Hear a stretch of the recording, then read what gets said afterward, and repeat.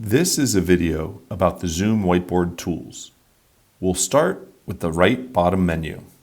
I'm going to open a Zoom Whiteboard that is in a Canvas sandbox with pretend content to show what all the tools are. We'll start in the bottom right corner where all of the navigation tools are. So this hand is the grab tool. You just click to grab and drag the screen around.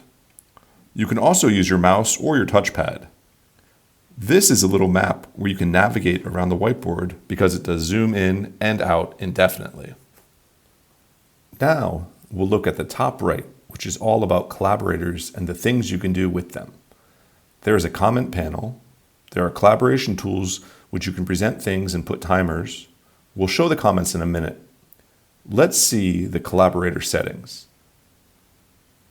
You can decide whether you want your collaborator cursors to show up so it'll show your collaborators' names and where they are on the whiteboard. And then the share link helps you share the whiteboard with other people. The top left has pages and settings. So if you go over there, you will see that there are ways you can add pages to this whiteboard file. This could be handy if you want to have small groups and each group has their own whiteboard page. You can rename pages so that each group knows which page to use.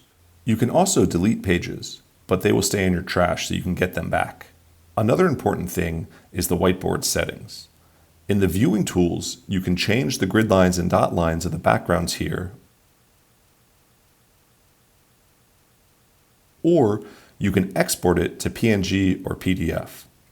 Let's look at the main editing tools. On the left side of the screen, you'll see there are lots of drawing tools with shapes and lines, text boxes, kind of standard tools. If you click on the ellipses, then you have even more advanced tools you can use. Down at the bottom, there is a delete as well as an undo. I also want to show you the commenting tool on the toolbar. If you select any element, you can click on it and make a thread.